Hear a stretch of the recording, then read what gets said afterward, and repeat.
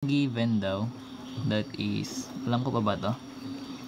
X squared minus 8y equals 0. So basically guys, eto naka-general form to eh. 'Di ba? Kapag naka-equate sa 0, general form. Dalawa ng AJ natin mo, sir. Sir AJ ka ba to? Another account mo na naman to, Sir AJ. Sir AJ, another account mo na naman to.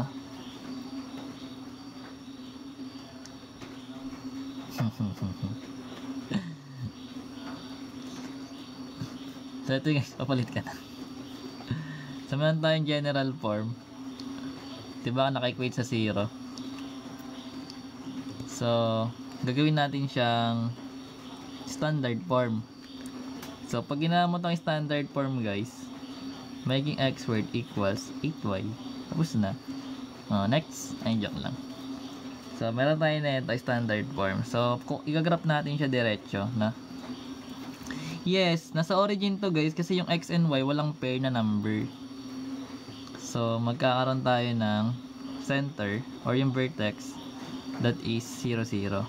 Pag walang pair yung x and y, that is 0, 0 ha.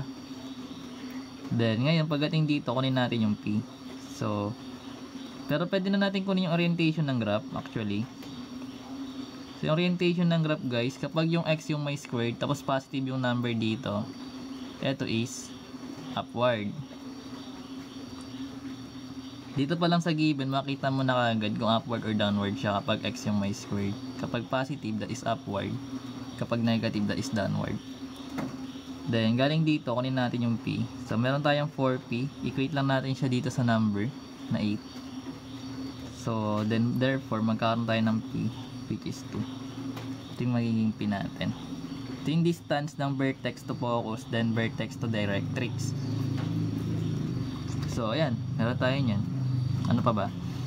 So, pwede mo na i-graph. Pag meron ka na nito, pwede na i-graph eh. So, pag in-graph na natin to. So, ito yung vertex. Upward siya. Yung pinatin kasi positive. So, 2 units upward. Ito yung F.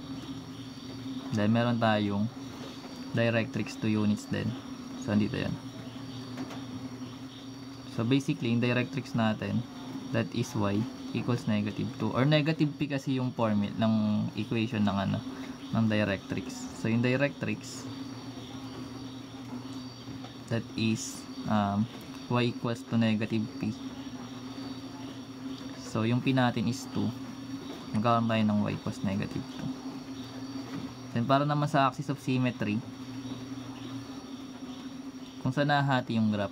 So basically ito kasi yung axis of symmetry mo. So sa vertex makikita mo na 0 yung x nun kasi tumama sa x-axis. Kapag upward guys or downward yung graph, yung titignan mo sa axis of symmetry yung h ng vertex. So bali ito guys, magkakaroon ka ng x equals h. So yung h natin that is 0. So ito yung axis of symmetry mo. Then kunin natin yung latus, yung ano ba yun? Endpoints, diba? Yung distance. Ano bang tawag dito? Latus rectum ba yun? Hindi eh. Yung points na nasa gilid. Yan dito. Ano bang tawag dun? Endpoints. Pero kunin natin yung latus rectum muna. So yung latus rectum length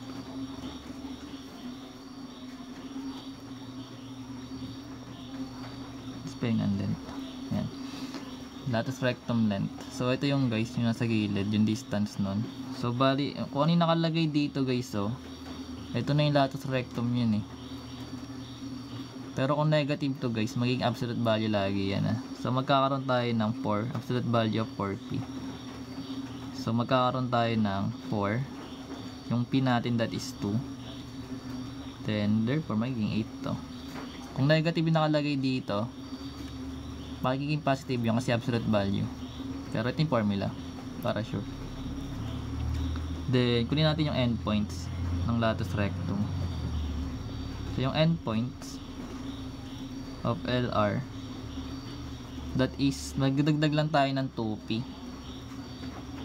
So So kumbaga mag-add ka lang ng 2p. So kung meron tayong vertex that is 0, 0, sa focus para tayo magpo-focus. Sa focus magpo-focus. Pag endpoints, di ba nandito yung F? So nandito yon sa focus. So remember yung focus natin, ano bang ordered pair neto? That is 0, 2. Yung focus natin, ito ay 0, 2 ha. Kasi nandito sa Y ordinate. Parang gulo ng ano ka. Anyways. So remember guys, yung endpoints is nandito part sa left and right ng F. So ibig sabihin dito yung gagalaw sa 0. Kasi kapag yung F natin is nandito for example, tapos nandito yung endpoints, gagalaw yun sa Y or sa dito sa kabila. So dito ka mag-add ng 2p. So magkakaroon ka ng F, then 0 plus minus 2p, then comma yung 2. Dito siya gagalaw. So sa case na to, dadagdag mo lang, magkakaroon ka ng 0 plus minus 2, yung p mo is 2 rin, which is magiging 4.